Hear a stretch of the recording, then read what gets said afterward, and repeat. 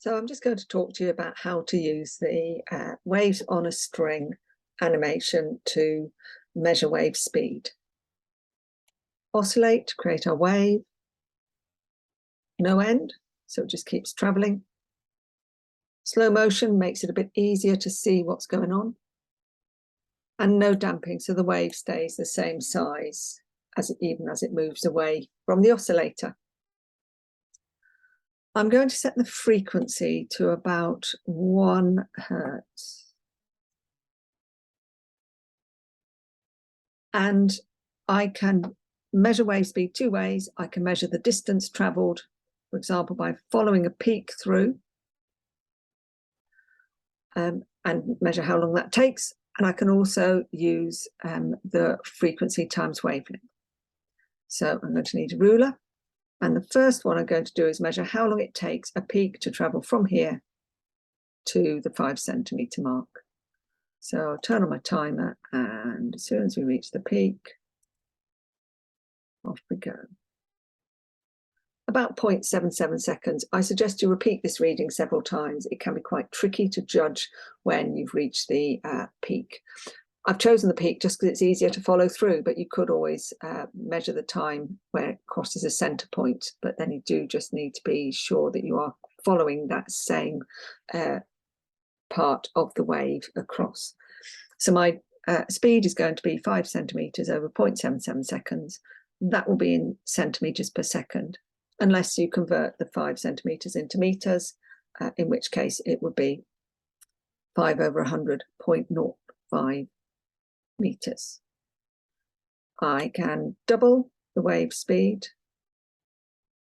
Sorry, I can double the frequency. And what you can see here is that that wavelength has got shorter. But has the speed changed? Let's just check. So I should just reset, and as soon as that's at the peak, watch it follow through, and it's about 0.85 seconds. That's partly down to me judging where the start is.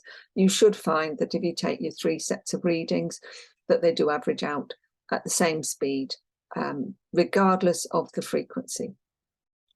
What does change the speed, though, is if I change the tension. And what you can see here is that I've got the frequency has stayed at 2 hertz, but the time this time for my peak to travel to the 5 centimetre mark is about 1.32 seconds. So the tension does make a difference. So just make sure you leave that tension on the same setting. Second way of measuring wave speed is frequency times wavelength. So I've got a frequency of 2 hertz. I've left everything the same as for my previous readings.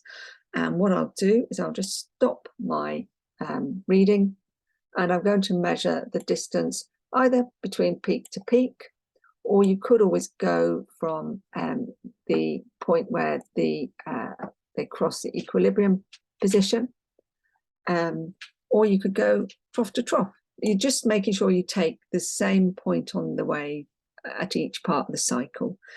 So I've got about 3 centimetres times 2 hertz. So that would give me a speed of 6 centimetres per second, or 0.06 meters per second.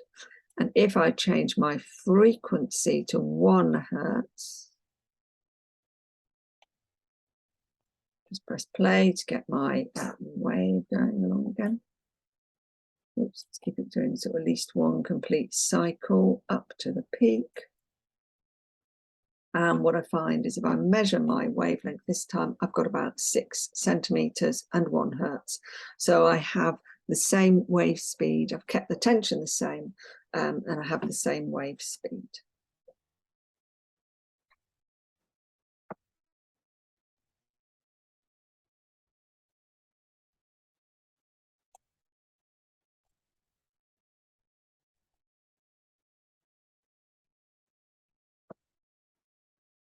How do I stop this recording?